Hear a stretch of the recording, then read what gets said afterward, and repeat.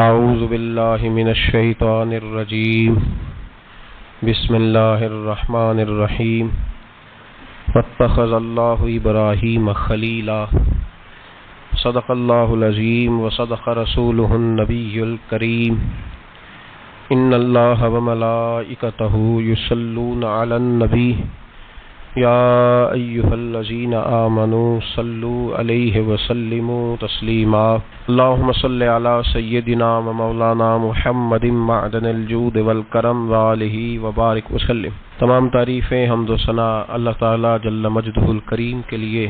زامبا درود و سلام نبی محترم شفیع محتشم آقا کل ختم رسول دانائے سبل احمد مجتبی جناب حضرت محمد مصطفیٰ صلی اللہ تعالی علیہ وسلم کی ذات والا صفات کے لیے حمد و صلات کے بعد، عزیز دوستو، بزرگوں اور بھائیوں، حضرت سیدنا ابراہیم خلیل اللہ علی نبینا و علیہ الصلاۃ والسلام کا تذکرہ قرآن مجید نے کئی جگہوں پہ بیان فرمایا ہے۔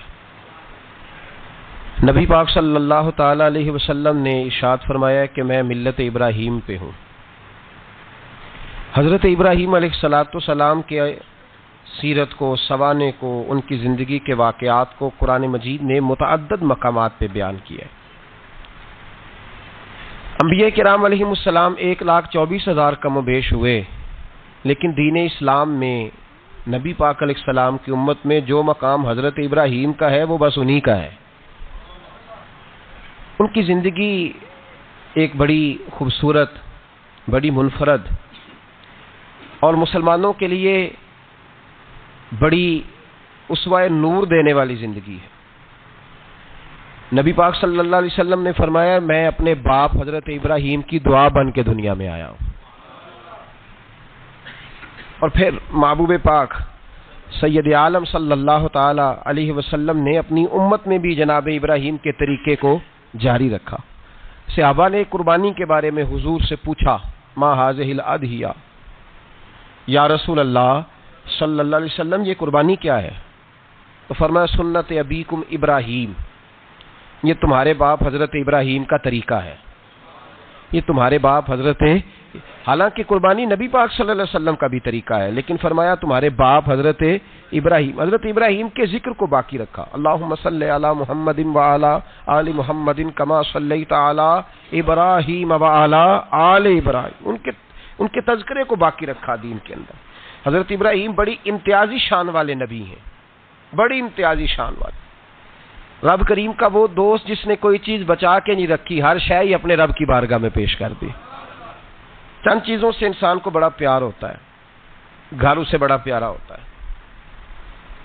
وہ بڑا خوبصورت ہوٹل، 5 اسٹار ہوٹل میں رہا، وہ اسلام آباد گیا، کسی سفر پہ گیا تو بڑے اعلیٰ قسم کے اس کو کھانے ملے، بڑی چیزیں ملی، لیکن کبھی دائیں کروٹ کبھی بائیں کروٹ۔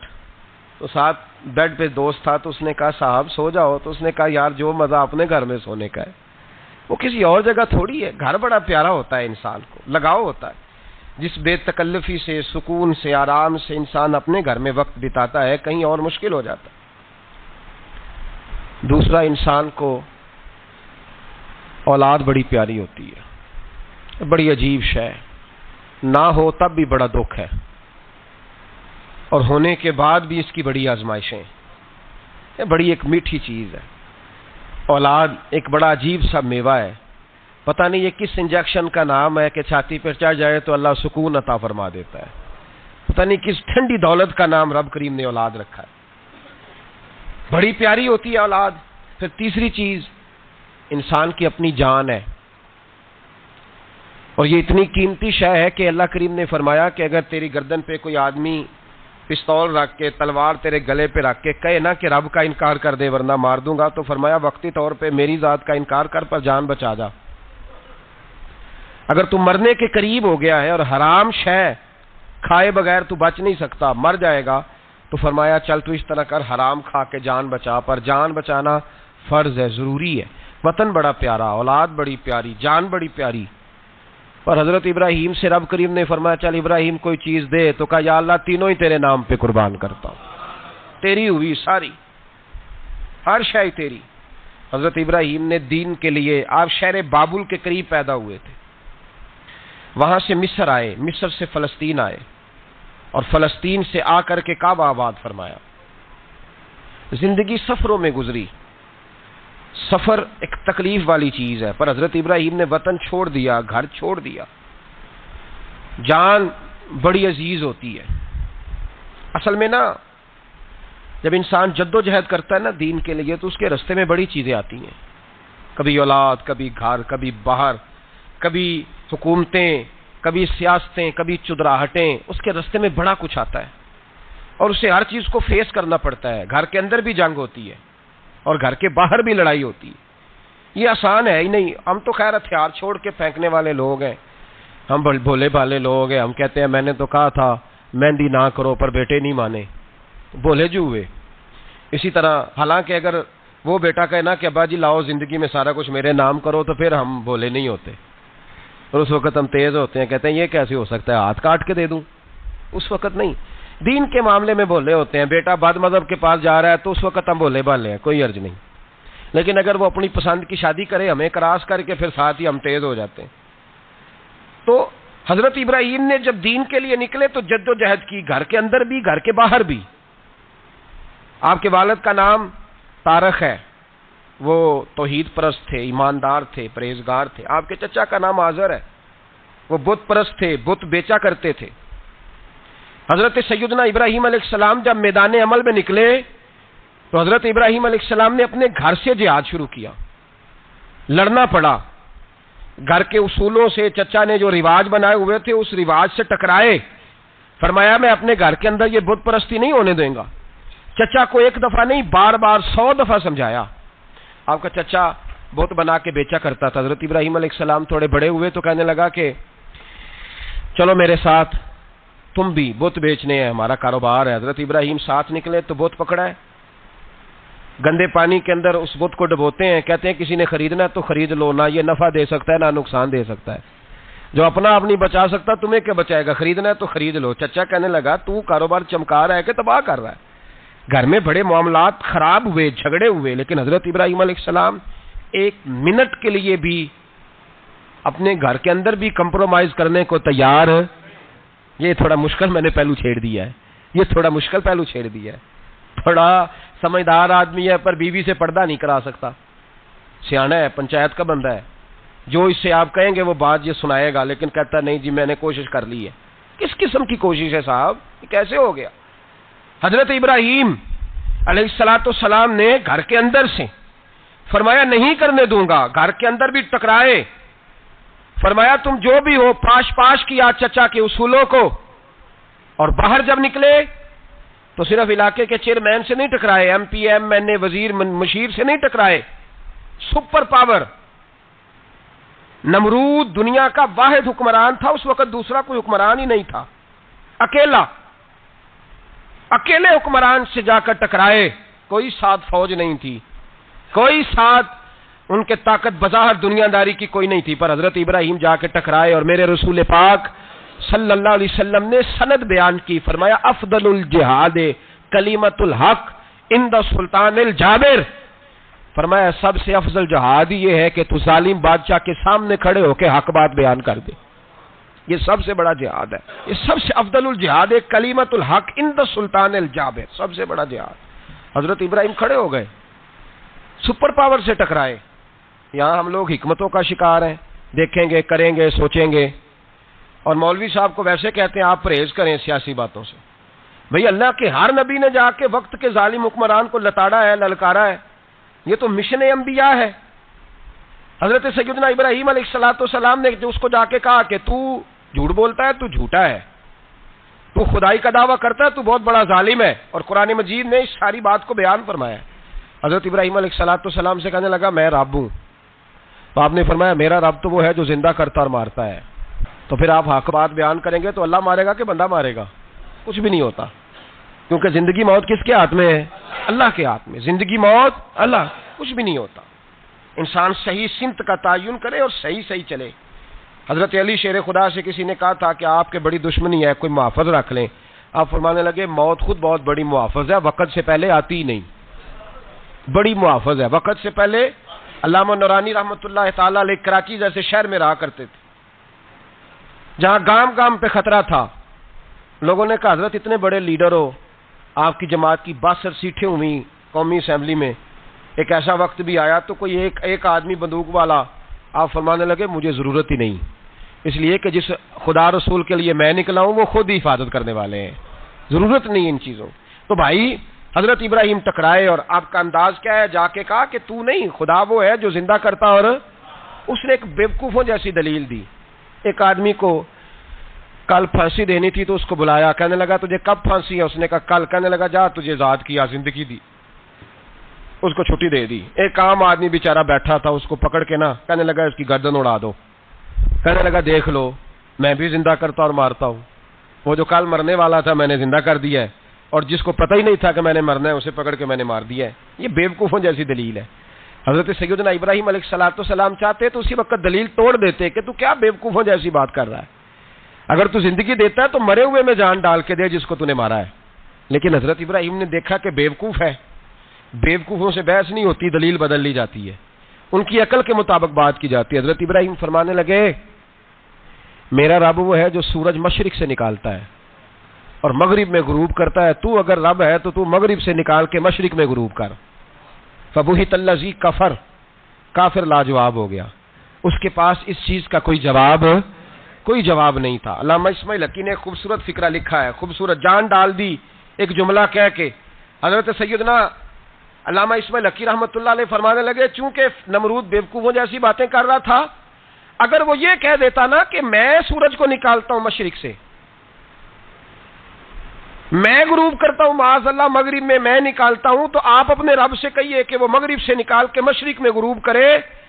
علامہ اسماعیل حقی فرماتے ہیں رب کریم کی آواز قدرت تھی, مالک حضرت ابراہیم علیہ السلام کے اس, اگر وہ کہہ دیتا اور حضرت ابراہیم دعا کر دیتے تو رب کریم نے فرشتوں کو تیار بٹھایا ہوا تھا. فرمایا اگر یہ کہہ دے میرے خلیل سے کہ سورج مغرب سے نکال کے مشرق میں غروب کرنا ہے تو تیار رہنا, جس طرح خلیل کہیں گے ویسے ہی کر دیں گے. واتخذ اللہ ابراہیم خلیلا, ابراہیم ہمارا دوست جو ہوا, جیسے کہے گا ویسے کر دیں گے. حضرت سیدنا ابراہیم علیہ السلام کی باتوں کا جب جواب نہ دے سکا, دلیل نہیں بندہ دیتا, پھر لڑائی کرتا ہے, پھر جھوٹے موٹے اعتراض کرتا ہے. دلیل ختم ہوتی ہے تو لوگ ذاتیات پہ اترتے ہیں, کہتے ہیں یہ کھانستا صحیح نہیں, دیکھتا صحیح نہیں. دلیل ختم, اب ذاتیات پہ اترے, کہنے لگے مجھے پتہ چلا ہے کہ یہ فلانی جگہ گیا تھا تو وہاں جا کے اس نے اس طرح کیا ہے. پھر لوگ ذاتیات پہ اترتے ہیں, جب دلیل کا جواب دلیل سے نہیں دے پاتے پھر ذاتیات پر اتر کر حملے کرتے ہیں. حضرت ابراہیم کے دلائل کا جواب نمرود نہ دے سکا تو کہنے لگا کہ اس کو آگ میں ڈال دو. قوم گئی ہوئی تھی ساری, آپ نے بات سنی ہوئی ہے, میں نے صرف اشارہ دینا ہے, میلے پہ. تو حضرت سیدنا ابراہیم علیہ السلام نے سارے بت توڑ دیے, کلاڑا بڑے بت کی گردن پہ رکھا. واپس آئے, کہنے لگے بت کس نے توڑے ہیں؟ تو فرمایا اس سے پوچھ لو جس کی گردن پہ کلاڑا ہے.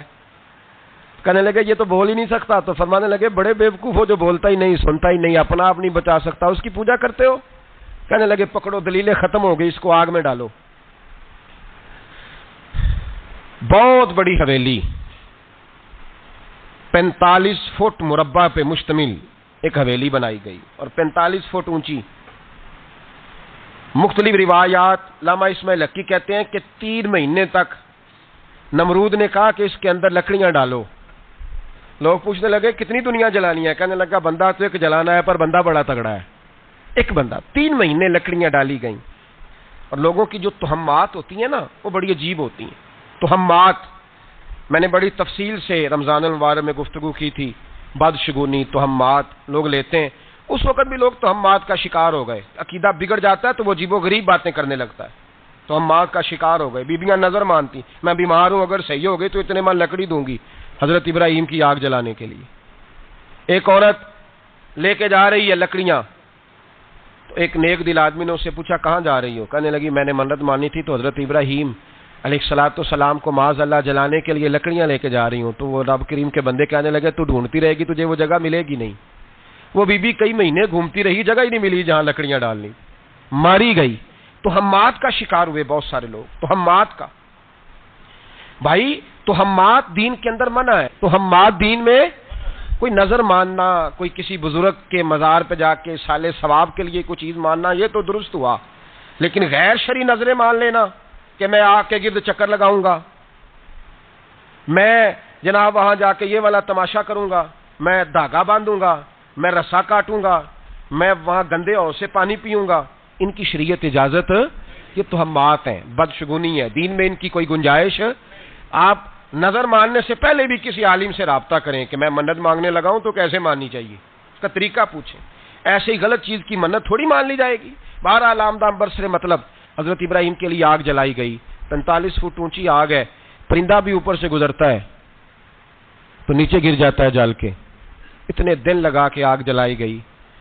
اب حضرت ابراہیم کو جلایا جانے لگا ہے۔ یہاں تو موجیں ہے نا، جو کسی ادارے کا سربراہ ہے اس کے لیے موج ہے، کسی جگہ آفیسر بن گیا تو موج ہے، پیر صاحب کے لیے موج ہے، علامہ صاحب کے لیے موج ہے، خطیب صاحب کے لیے موج ہے۔ جلنا کس کو پڑتا ہے؟ وہ علی کو نہیں رہا اللہ، ماشاء اللہ وہ لوگ گزر گئے جو تکلیفیں سہ کے کام کرتے تھے، گزر گیا زمانہ۔ حضرت سیدنا ابراہیم علیہ السلام کو جلایا جانے لگا ہے تو اب اتنی بڑی آگ ہے تو ڈالیں کیسے؟ شیطان نے تجویز دی کہ منجنیق بناؤ، منجنیق، بڑے بڑے بانس باندھ کے ان کے نیچے رسا باندھو، وہ جس طرح جھولنے کے لیے جھولا بنایا جاتا ہے اس طرح ایک منجنیق پرانے زمانے میں اس میں پتھر رکھ کے پھینکے جاتے تھے دشمنوں پہ، وہ منجنیق بنائی گئی کہ دور سے حضرت ابراہیم کو پھینکیں گے، ہاتھ حضرت ابراہیم کے باندھ دیے، پاؤں مبارک باندھ دیے، پوری زمین پہ ایک نام لینے والا خدا کا، اور اس کو آج رسیوں میں جکڑا ہوا ہے۔ جب پھینکا جانے لگا نا آگ میں، حوریں رونے لگی، فرشتے تڑپنے لگے، اے اللہ یہ کیا ہونے لگا ہے، ایک تیرا خلیل اور وہ بھی آگ میں۔ فرمایا جاؤ جا کے اسے کہو اگر تمہاری مدد لیتا ہے تو اسے بچاؤ۔ ہوا کا فرشتہ آیا، کہا ابراہیم اگر تو کہے، او بھائی ان چیزوں کو کہانی سمجھ کے نہ سنا کریں، یہ داستان نہیں، یہ وہ طریقے ہیں جو ہمارے رسول نے ہمیں اپنانے کا حکم ارشاد فرمایا ہے، جو عقیدے، یہ وہ نظریات ہیں جو ہمیں اوڑھنے کو کہا گیا، اپنے رب کریم کی رضا پہ راضی رہنے کے یہ وہ خوبصورت مواقع ہیں صوفیاء نے جن کو بنا کر سمجھا کر ہم تک پہنچایا ہے۔ یہ ہے اہل طریقت کی باتیں، وہ کہتے ہیں یار جس حال میں رکھے راضی رہنا ہے۔ حضرت ابراہیم علیہ السلام کو پھینکا جا رہا ہے، فرشتہ آیا، اے اللہ کے خلیل اگر حکم دو تو اتنی ہوا چلاؤں کہ نمرودی جل جائیں سارے، آگ ان پہ پھینک دی جائے۔ آپ نے فرمایا تو جا، تجھ سے مجھے کوئی کام نہیں۔ تھوڑی دیر کے بعد پانی کا فرشتہ آیا، کہا حضور اتنی بارش برساؤں گا کہ آگ بجھ جائے گی۔ فرمایا تو جا، تجھ سے کوئی کام نہیں۔ اب جب منجنیق میں رکھ دیے گئے، آگ میں جانے کا لمحہ ہے، تیاری ہے، حضرت جبریل امین حاضر خدمت ہوئے، کہا ابراہیم کوئی حاجت؟ فرمایا تجھ سے کوئی نہیں۔ کہا چلو مجھ سے نہیں تو رب کریم سے ہی بات کر لو، مجھے پتا ہے میں چھوٹا ہوں، آپ مجھ سے مدد کیوں لوگے، رب کریم سے ہی بات کر لیں۔ تو حضرت ابراہیم کہنے لگے جبریل یہ بتا، رب کو نہیں پتا اس کا خلیل کس حال میں ہے، اسے نہیں پتا میں کس حال میں ہوں، میرے ہاتھ بندے ہیں، پیر بندے ہیں آگ میں، اسے نہیں پتا، بتایا تو اس سے جاتا ہے جس سے خبر نہ ہو۔ تو اگر اسے پتا ہے، اگر وہ جلانے پہ راضی ہے تو میں بھی جلنے کو تیار ہوں، میں تیار ہوں، میں تیار ہوں، اس سے کہو ٹھیک ہے۔ حضرت سیدنا ابراہیم علیہ السلام کو منجنیق میں ڈال کے جو پھینکا آگ میں، یا نارکونی بردم و سلام علی ابراہیم، اللہ نے فرمایا اے آگ میرے ابراہیم پہ ٹھنڈی بھی ہو جا اور سلامتی والی بھی ہو جا۔ حضرت ابراہیم کو دو فرشتوں نے بٹھا دیا زمین پہ، پھول کھلے ہیں، کونپلیں مہک رہی ہیں، کلیاں خوشبو دے رہی ہیں، حضرت ابراہیم نے سر سجدے میں رکھ دیا، سبحان اللہ والحمد للہ ولا الہ الا اللہ واللہ اکبر۔ حضرت ابراہیم اللہ کی تسبیح پڑھنے لگے، رب کریم کا شکر بجا لانے لگے، نکلے وہاں سے، کچھ دن گزر گئے، نکلے، حکم ہو گیا ابراہیم علاقہ چھوڑ دو۔ حضرت ابراہیم علیہ السلام وہاں سے نکل کے مصر آئے، چچا کے پاس ٹھہرے، انہوں نے اپنی بیٹی جناب سارہ کا نکاح کر دیا۔ کچھ آگے بڑھے تو ایک ظالم بادشاہ سے ٹکرائے، اس نے ایک شہزادی، ایک بادشاہ کی بیٹی قید کی ہوئی تھی، جناب ہاجرہ نام تھا، ان کو قید سے چھڑا کے ساتھ لائے، حضرت لوط علیہ السلام بھی ساتھ، یہ 4 لوگوں کا قافلہ چلا، فلسطین میں جا کے پڑاؤ ڈالا، گھر بار چھوڑا، تبلیغ شروع ہوئی۔ حضرت ابراہیم کے گھر میں 2 خواتین ہیں، ایک آپ کی بیوی ہیں، ایک حضرت ہاجرہ ہیں، اولاد کوئی نہیں، بڑا میوہ ہے میٹھا، گھر وہی آباد ہوتا ہے جس میں بچے روتے ہیں، گھر ہوتا ہی وہ ہے جس میں بچوں کی چنچناہٹ ہوتی ہے، بھن بھناہٹ ہوتی ہے۔ حضرت ابراہیم نے ایک بچہ روتے ہوئے دیکھا تو آنکھوں میں آنسو آئے، کہنے لگے ربی ہب لی من الصالحین، یا اللہ مجھے بھی نیک اولاد عطا کر دے۔ حضرت سارہ نے سن لیا، کہنے لگی ابراہیم شاید میرے بطن سے تو آپ کو نصیب نہیں، हाजरा से निकाह कर लो। जनाब हाजरा से निकाह हुआ। अल्लाह तो बड़ा बेनियाज है, रब करीम ने हजरत इस्माइल जैसा खूबसूरत बेटा अता फरमाया। बेटा काला स्याह भी हो तो सीने की ठंडक होता है, पर ये तो वो बेटा है जिसकी पेशानी में नूरे मुहम्मदी चमकता है सल्लल्लाहु अलैहि वसल्लम। हजरत सैयदना इस्माइल इतने खूबसूरत। अब जिस बीवी के यहाँ बेटा था, बैठना उठना भी ज्यादा उसके पास, आना जाना भी उसके पास, तवज्जो उधर हो गई। जनाब सारा रश्क करने लगी। एक दिन कहने लगी इसे छोड़ आ जंगल में, वादी गैर ज़ी ज़रइन, मक्के के पास। भाई एक बेटा आलिम दीन बना लो। कहने लगा रोटी कहाँ से खाएगा? तेरे 5 बेटे हैं, को हाफिज़ कुरान बना, कहते रोटी कहाँ से खाएगा? वो बच्चा भी कहता है मैं कहाँ से खाऊंगा। हजरत इब्राहीम अलैहिस्सलाम तो चंद महीने का बच्चा छोड़ आए, तो कहाँ से रोटी खाई हजरत इस्माइल ने? कहाँ से खाई उनकी अम्मा ने रोटी? भूखे मर जाते हैं ये सारे। मैं बड़ी जिम्मेदारी से कहा करता हूँ कि जितनी खूबसूरत रोटी अल्लाह करीम दीन के खादिमों को अता करता है, शायद किसी और के नसीब होती हो, लेकिन हम लोग तवज्जो ही नहीं कर रहे, हमारा ज़ौक़ ही नहीं बन रहा, हम ये मेहनत ही नहीं कर रहे कि कौम को मुस्तनद उलमा की जरूरत है। इलाकों के इलाके खाली हैं, इधर हमारा मिजाज ही नहीं बन रहा, तवज्जो ही नहीं दीन की खातिर। और फिर चले बच्चे तो बात की बात है ना, जो अभी खुद जवान है वो भी ये दुआ। एक साहब मुझे कहने लगे मैं दुआ मांग रहा हूँ, अल्लाह मुझे बेटा दे तो मैं उसे दीन पे लगाऊंगा। तो मैंने कहा आप भी बूढ़े नहीं हुए, आप खुद ही लग जाएं। बेटा तो अभी आएगा तो लगेगा ना, तो आप तो इस वक्त है तो आप तो पहले लगे ना साहब, 2 घंटे तो निकाल के आए, दीन सीखने को काफी है। आप इतनी लंबी सोच रहे हैं कि बच्चा आएगा तो बड़ा होगा तो वो जाएगा तो देखी जाएगी, अभी तो आप हैं तो आप तो आओ। हजरत इब्राहीम ने बच्चा वहां छोड़ा।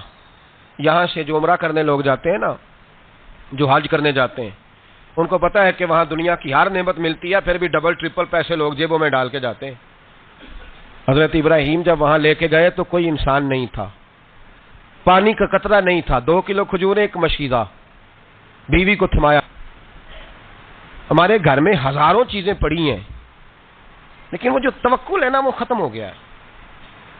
अल्लाह देगा, हलाल हलाल पे कनात करे, जायज जायज पे भरोसा करे, रब करीम अता करने वाला है, वो मिजाज खत्म हो गया।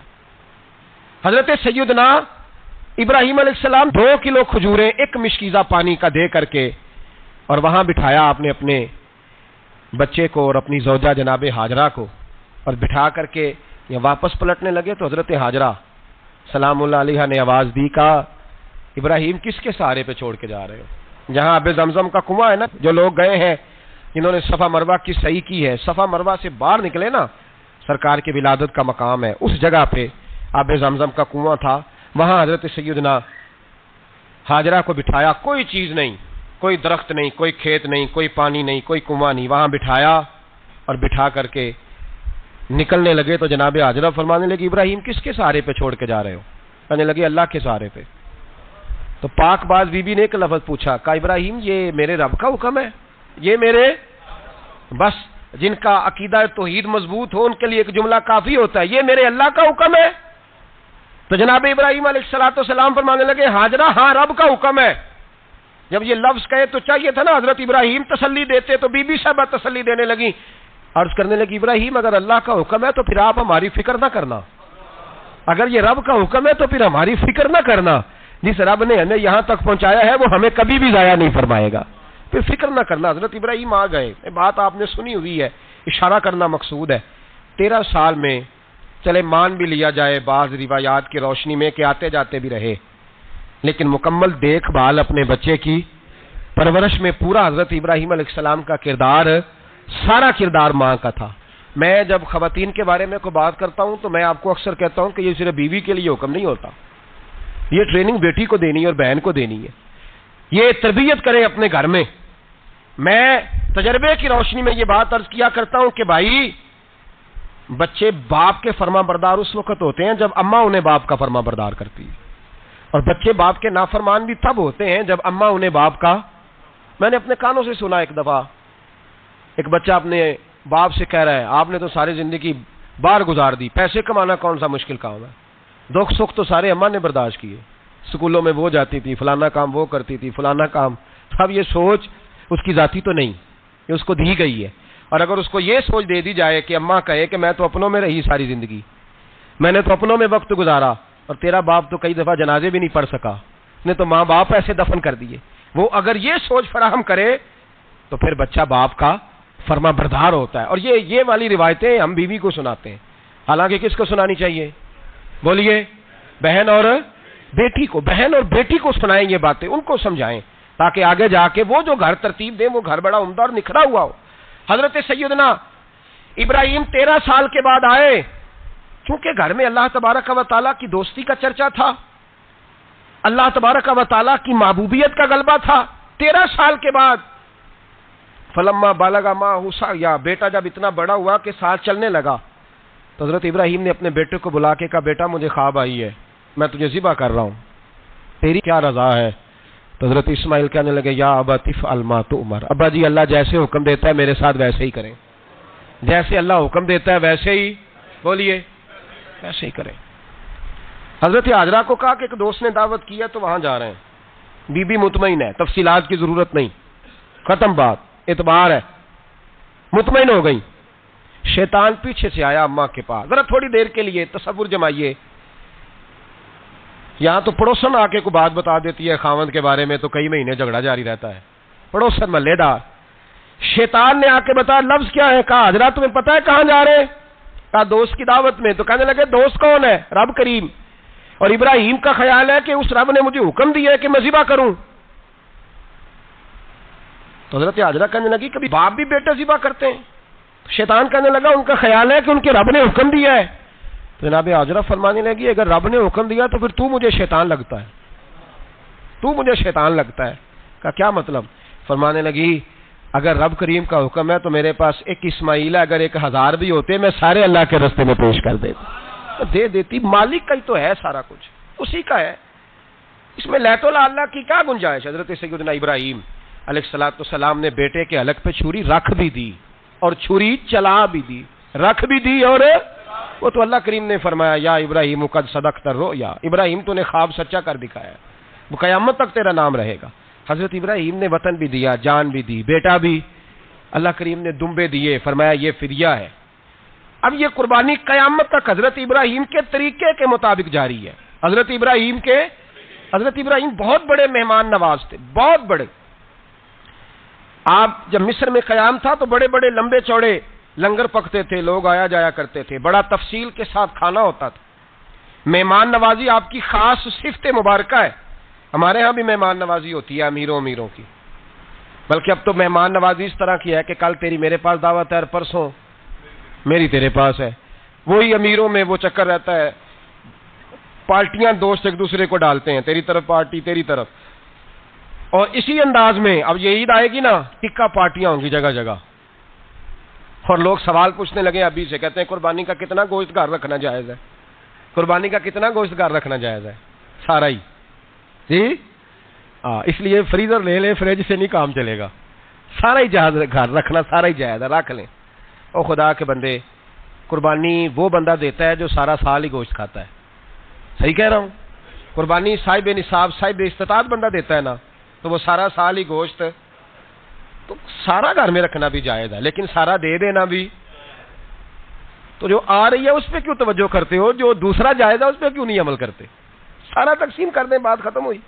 یقین کریں محرم میں جا کے دوست ٹیلی فون کر کے سوال پوچھتے ہیں، کہتے ہیں صاحب سنا ہے قربانی کا گوشت محرم میں کھانا جائز نہیں. میں کہ نہیں، ربیع الاول چ بھی جائز جے، رجب رمضان تک کھاؤ، کوئی بندہ نہیں منع کرتا. اس لیے کہ کسی کو دینا تو پسند ہی نہیں. یہاں پھر اس میں سے جو خاص چیزیں ہیں وہ اپنی فریج میں، اور باقی جو ہے وہ دوسروں کے لیے. یہ کیا طریقہ ہے ہمارا؟ اور اسی پہ عمل ہے. اللہ تبارک و تعالی ہمیں سمجھنے کی توفیق عطا فرمائے. حضرت ابراہیم بہت بڑے مہمان نواز تھے. صرف قربانی نہیں دیتے تھے، سارا سال بہت سارا لنگر، بہت سارا کھانا پینا، بہت ساری چیزیں جاری رہتی تھی. اور جتنے غریب لوگ تھے فلسطین کے، ان کو پتا تھا کہ حضرت ابراہیم علیہ السلام کا لنگر جاری ہے. فلسطین میں جب آپ کا قیام تھا، ایک دفعہ ڈھیروں مہمان آ گئے اور کھانے کو کوئی چیز نہیں. حضرت سارہ اور جناب ہاجرہ دونوں اس وقت موجود تھیں. وہ کہنے لگی ابراہیم بہت سارے مہمان آ گئے تو کیا کریں؟ جناب سارہ کہنے لگی کس طرح کر کے ان کی مہمان نوازی کرنی؟ اور حالات یہ ہیں کہ قحط پڑا ہوا ہے فلسطین میں، مصر میں، دور دراز علاقوں میں.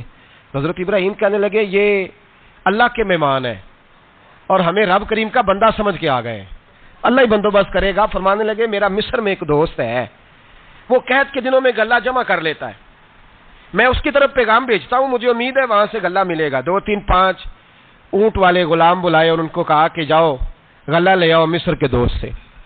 وہ لوگ کہتے ہیں ہم غلہ لینے گئے.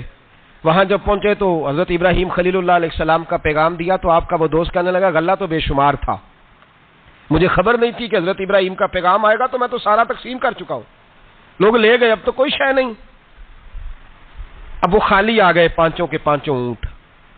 جب خالی آئے تو حضرت ابراہیم کی حویلی کی دیواریں چھوٹی چھوٹی تھیں. ان غلاموں میں سے, خادموں میں سے, آپ کے ان چاہنے والوں میں سے ایک کہنے لگا یار وہ غریب تو انتظار کر رہے ہوں گے کہ غلہ لینے گئے ہیں, ہمیں روٹی ملے گی. چھوٹی چھوٹی دیواریں ہیں, وہ جب دیکھیں گے نا خالی آ گئے تو انہیں تکلیف ہوگی. اس طرح کرو بوریوں میں ریت بھر لیتے ہیں, ریت بھر کے لے جاتے ہیں, بعد میں اندر رکھ کے انہیں سمجھا بہلا لیں گے یا حضرت ابراہیم کو بتائیں گے, وہ خود ہی ان لوگوں کی دل جوئی فرمائیں گے. اب غلہ کی جگہ ریت بھر کے اونٹوں پہ رکھ کے لائی گئی. لا کے بوریاں جب رکھ دی گئیں, حضرت ابراہیم علیہ السلام دوپہر کے وقت آرام فرما رہے تھے. بی بی سارا اٹھی, کہتی ہیں جب میں نے دیکھا نا کہ بوریاں پہنچ گئی ہیں تو گئی, غلام کو ساتھ لیا اور اس کو جب کھولا نا تو کہتی اتنی حسین گندم میں نے پہلے کبھی دیکھی نہیں تھی, اتنا پیارا دانا میں نے کبھی ملاحظہ ہی نہیں کیا تھا. فرماتی ہیں جب اس کو پیس کر چکی میں روٹیاں پکائیں تو خوشبو دور دور تک پھیل گئی. اعلیٰ غذا بنی, بڑے بڑے کھانے بیویوں نے مل کے پکائے, چن دیے گئے. حضرت ابراہیم اٹھے تو لوگ کھانا کھا رہے, سجدہ شکر ادا کیا, اور جب سجدے میں گئے تو وہی آنے لگی, پھر رونے لگے. جب پلٹ کر باہر تشریف لائے تو جناب سارا کہنے لگی ابراہیم تمہارا مصری یار بڑا اچھا ہے, اس نے اتنی اعلیٰ گندم بھیجی ہے کہ اتنی تو میں نے پیاری گندم کبھی دیکھی نہیں. جناب ابراہیم مسکرائے, فرمانے لگی سارا یہ مصری یار نے نہیں بھیجی, یہ میرے عرشی یار نے بھیجی ہے, یہ میرے عرشی یار نے بھیجی ہے. بھائی مہمان نوازی مزاج تھا, ہاتھ لوٹا دینا مزاج تھا, دوسروں کی اشک شوئی مزاج تھا. حضرت ابراہیم علیہ السلام کا طریقہ ہے قربانی, حضور نے ان کا طریقہ بیان کیا. اگر سال کے بعد قربانی دینا ان کا طریقہ ہے تو سارا سال غریبوں کو روٹی دینا بھی حضرت ابراہیم کا طریقہ ہے.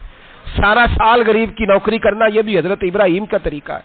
بھوکے کو کھانا کھلانا یہ بھی. میرے مصطفیٰ کریم سید عالم صلی اللہ علیہ وسلم سے صحابہ نے پوچھا حضور بہترین مسلمان کون ہے, بہترین مسلمان؟ تو حضور نے فرمایا جو سلام لینے میں پہل کرے اور غریب کو روٹی کھلانے میں سب سے اچھا ہو, وہ بہترین مسلمان ہے, زبردست مسلمان.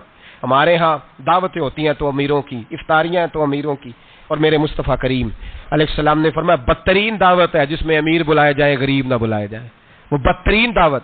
حضرت ابراہیم کا طریقہ رہا ساری زندگی مہمان نوازی. اور دوسرا ان کا مزاج تھا, اللہ سے پیار ہو گیا تھا نا. جب رب کریم سے محبت ہوتی ہے نا, اور محبت کا احساس ہوتا ہے دل میں, پھر سجدے لمبے ہوتے ہیں. عام آدمی تو نماز بھی نہیں پڑھ سکتا, اس سے خدا سے محبت ہوتی ہے وہ تہجد بھی نہیں چھوڑ سکتا. وہ یہ محبت کی بات ہے نا, جس کو پیار ہوتا ہے اس کی تہجد بھی ہے, اس کی اشراق بھی ہے, چاشت بھی ہے, اس کے عمرے بھی ہیں, اس کے حج بھی ہیں, اس کے بار بار کعبۃ اللہ کے دیدار بھی ہیں. یہ محبت الہی ہے, جوش مارتی ہے.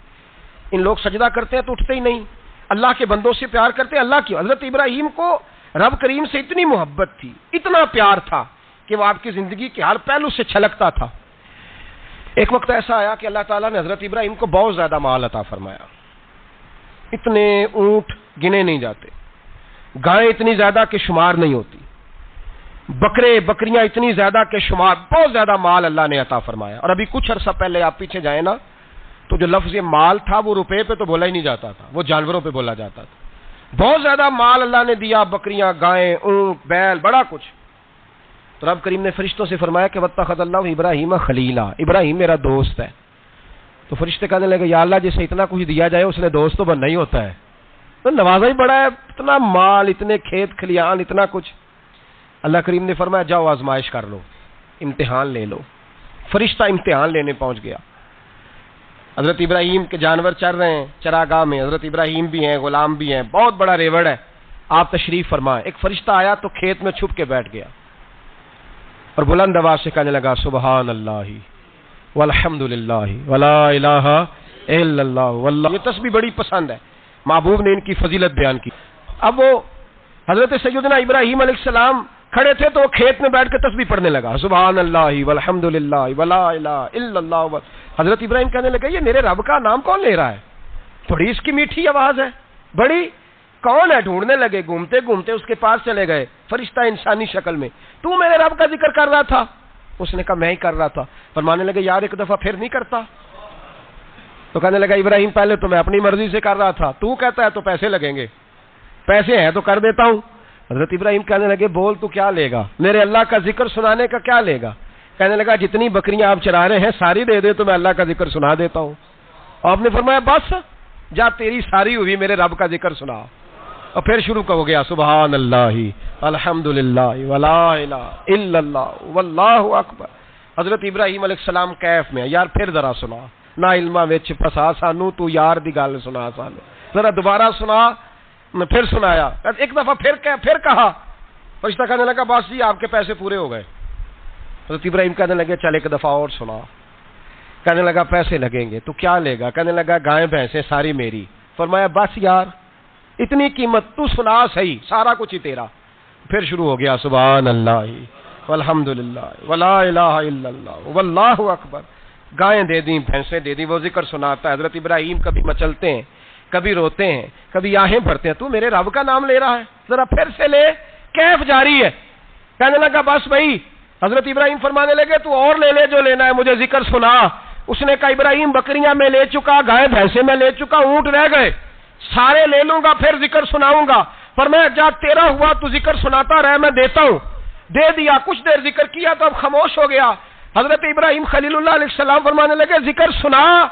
کہنے لگا ابراہیم اب تیرے پاس دینے کو کیا ہے, ہر چیز تو میں لے چکا. آپ فرمانے لگے یہ گائے بھینسیں بکریاں چرانے کے لیے تجھے کوئی نوکر ملازم بھی تو چاہیے نا. تو اس طرح کر, مجھے رکھ لے, میں روٹی نہیں مانگوں گا, کھانا نہیں مانگوں گا, تو اللہ کا ذکر سناتا رہنا, میں تیرے جانوروں کی نوکری کرتا رہوں گا. حضرت ابراہیم علیہ السلام نے جب یہ کہا نا, فرشتے کی آنکھوں میں آنسو آ گئے. تر دامنی پہ شیخ ہماری نہ جائیے, ہم دامن نہ چھوڑ دیں تو فرشتے وضو کریں. فرشتہ رو پڑا اور کہنے لگا ابراہیم مجھے سینے سے لگاؤ, آپ واقعی اس قابل ہے کہ اللہ آپ کو اپنا دوست بنائے, واقعی اس قابل ہے کہ رب آپ کو اپنا. حضرت ابراہیم علیہ السلام کا خدا سے محبت کرنے کا نرالا انداز. اور میرے بھائی یہی محبت انہیں میرے مصطفیٰ سے بھی تھی. ایک نبی گھر بنا رہا ہے, دوسرا بنوا رہا ہے. حضرت اسماعیل علیہ السلام پتھر اٹھا کے لا رہے ہیں, جناب ابراہیم بنا رہے ہیں. جب خانہ کعبہ بن گیا تو کہنے لگے ربنا وابعث فیہم رسولا, اے اللہ اب اسے بسانے کے لیے اپنا آخری رسول بھی عطا فرما. نبی پاک فرماتے ہیں میں دعا ہوں حضرت ابراہیم کی. یہ قربانی حضرت ابراہیم کا طریقہ ہے. حضور نے اگرچہ نبی پاک کی اپنی سنت تھی, یہ بھی کہہ سکتے تھے سنتی و سنت ابیکم ابراہیم, میری سنت ہے اور تمہارے باپ ابراہیم کی سنت ہے. یہ نہیں فرمایا. جب صحابہ نے کہا قربانی کیا ہے, فرمایا سنت ابیکم ابراہیم, یہ تمہارے باپ ابراہیم کی سنت ہے. ہر صاحب نصاب پر قربانی واجب ہے. جو زکوٰۃ کا نصاب رکھتا ہو اس پر قربانی واجب ہے, یعنی ضروریات سے زیادہ اتنے پیسے جتنے پیسوں سے زکوٰۃ فرض ہوتی ہے, اتنے پیسے جس آدمی کے پاس قربانی سے پہلے آ جائیں اس آدمی پر قربانی کرنا واجب ہے. بکرا, چھترا, دمبا 1 سال کا یا دمبا 6 مہینے کا ہو پر اتنا بڑا محسوس ہوتا ہو کہ لگے کہ 1 سال کا ہے, اس کی قربانی ہو سکتی ہے. جانور میں کوئی عیب نہیں ہونا چاہیے. اتنا کمزور نہ ہو کہ ذبح جہاں اسے کرنا ہے وہاں وہ چل کے جا نہ سکے, اتنا کمزور جانور نہ ہو. اس کے اندر بظاہر کوئی اتنا بڑا نقص نہ پایا جاتا ہو, کانا نہ ہو, لنگڑا نہ ہو, کوئی اس کی ہاتھ نہ کٹے ہوئے ہوں, ایسا نقص جو واضح ہو. بکرا 1 سال کا, گائیں اور بھینس یہ 2 سال کی, اونٹ 5 سال کا. اب اس میں یہ ہے کہ ہمارے بہت سارے دوست چونکہ ہم دیہاتی لوگ ہیں تو پوچھتے ہیں کہ دوندا نہیں ہے تو چوگا نہیں ہے, تو یہ ہماری پنجابی کی اصطلاحات ہیں. پنجابی کی شریعت اسلامیہ نے سال بتائے ہیں, یہ تو ہم نے اپنی آسانی کے لیے, یا دیہاتوں میں جو ماحول تھا اس طرح کا جانور لیں, خوبصورت جانور لیں. جو نصاب ہے وہ بھی میں نے آپ کو بتایا, لیکن ایک اور پہلو بھی ہے. نبی پاک صلی اللہ علیہ وسلم پہ زکوٰۃ کبھی فرض نہیں ہوئی, کبھی حضور پہ زکوٰۃ فرض نہیں ہوئی. نبی پاک صلی اللہ علیہ وسلم کے پاس اتنا سرمایہ کبھی اکٹھا ہوا ہی نہیں کہ زکوٰۃ فرض ہو.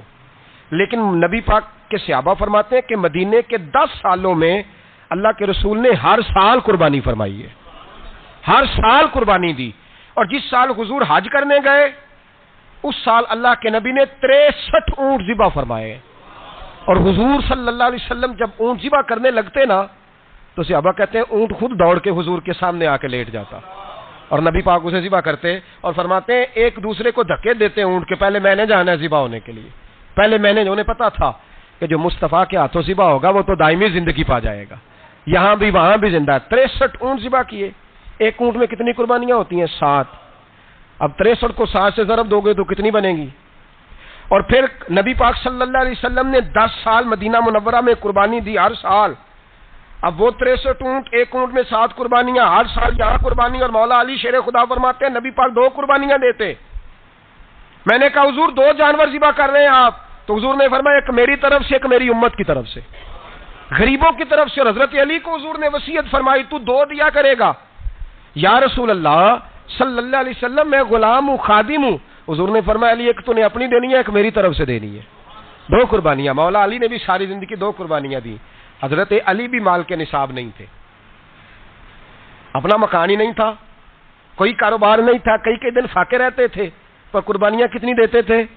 2۔ ہمارے پاس ویسے اگر سسرال میں، میکے میں، کزنوں میں کچھ شادی ہو جائے تو 50-60 ہزار کا خرچہ برابر ہے، وہ پکا ہے۔ اور قربانی کی باری غریب ہو گئے، سارے ہی غریب ہو گئے، کہتے نہیں یہاں مشکل ہے۔ او خدا کے بندے، اللہ کے ساتھ تجارت کر، اس کے رستے میں 1 دے گا، رب تجھے 70 گنا اضافہ کے ساتھ عطا فرمائے گا۔ قربانی مال کے نصاب پہ ہے۔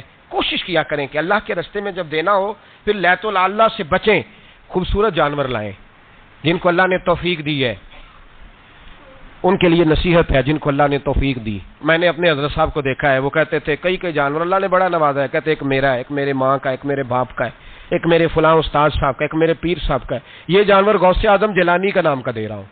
اور پھر ایک بڑا خوبصورت جانور بندھا ہوتا اور حضرت خود ان کو چارہ ڈال رہے ہوتے، تو حضور یہ کیا ہے؟ فرمانے لگے یہ میں رسول اللہ کے نام پہ قربان کروں گا، یہ نبی پاک کے نام پر قربان کیا جائے گا۔ جن کو اللہ نے حیثیت دی ہے وہ کوشش کریں اپنے محبوب کی طرف سے بھی قربانی کریں، نبی پاک کے نام کی قربانی دے، خوبصورت سا جانور پیارا، پھر اس کی خدمت ہو، پھر اس کی قربانی دی جائے اور نبی پاک کے نام پر قربانی دی جائے۔ حضور نے خود وصیت فرمائی حضرت ابو بکر صدیق کو، قربانی بڑا حسین عمل ہے، اور میرے نبی پاک صلی اللہ علیہ وسلم نے ناراضگی بھی فرمائی، ذرا خوگر حمد سے تھوڑا سا گلا بھی سن لے۔ میرے حبیب نے فرمایا جو طاقت کے باوجود قربانی نہ کرے وہ ہماری عیدگاہ میں عید کی نماز پڑھنے نہ آئے، وہ نہ آئے۔ اور یا رسول اللہ جو کرے گا، فرمایا قربانی کے جانور کا خون کا قطرہ بعد میں زمین پہ گرے گا، اللہ اس کے سارے گناہ پہلے معاف فرما دے گا، اللہ اس کے سارے گناہوں کو بخشے گا۔ قربانی کریں، خوبصورت انداز میں کریں، اللہ کی رضا کے لیے۔ بزرگوں نے لکھا ہے 3 حصے کرو گوشت کے، ایک گھر میں رکھو، ایک رشتہ داروں میں بانٹو، پڑوسیوں میں بانٹو، اور تیسرا فقط غریبوں کو دو۔ لیکن میں اکثر یہ سوچتا ہوں کہ ہمارے ہاں قربانی کرتا ہی وہ ہے جن کے گھر میں ہر جمعرات کو چھوٹا گوشت پکتا ہے، اور جن کے گھر میں ہفتے میں 3 دفعہ مرغی کا گوشت پکتا ہے، وہی تو قربانی دینے کے قابل ہوتے ہیں۔ تو وہ بھی اگر قربانی کے بکرے میں سے بھی تیسرا رکھنا چاہیں تو اجازت تو ہے، میں نے کہا سارا رکھنے کی بھی اجازت ہے، لیکن اگر آپ مہربانی کریں، کوشش کریں کہ یار ہم تو سارا سال ہی کھاتے ہیں، اور ہمارے یہاں جو گوشت تقسیم ہوتا ہے نا وہ بھی باری لگی ہوئی ہے، ادھر سے پلیٹ آئی تھی گوشت کی تو ادھر سے بھر کے چلی گئی، بھئی اس نے کی ہے، اس کو بار بار گوشت دینے کا کیا مطلب ہے؟ آپ یہ دیکھیں عزیزوں میں، رشتہ داروں میں، اور میں اگر تھوڑا سا آپ کی توجہ کرانے میں کامیاب ہو جاؤں تو سفید پوش لوگوں کو دیکھیں، کچھ سفید پوش ہیں، سفید پوش جن کے اوپر قرضے ہیں، بیماریوں نے جکڑ لیا ہے، گھر میں بڑے بڑے سخت مریض آ گئے ہیں، سفید پوش پہلے دیا کرتے تھے۔ آپ ان سے پوچھتے ہیں صاحب قربانی، تو بات کو ٹالتے ہیں، وہ کہتے ہیں سوچ رہا ہوں کوئی حصہ ڈال جائے، پردہ پوشی کرتے ہیں، کہتے ہیں کہیں حصہ رکھا ہوا پردہ پوش۔ اکثر وہ لوگ قربانی نہیں دے پاتے، اکثر دیا کرتے تھے اب نہیں دے پا رہے، کیوں؟ اس لیے کہ مشکلات ایسی آ گئیں۔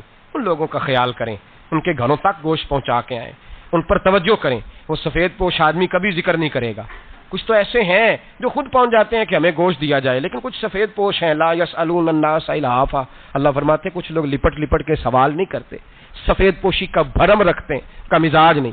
ان کی طرف دیکھیں، اپنے رشتہ داروں کو دیکھیں، خاص کر ان رشتہ داروں کو دیکھیں جن کا آپ کو پتہ ہے کہ غریب ہیں، مجبور ہیں، ان کے گھروں میں گوشت بھیجیں۔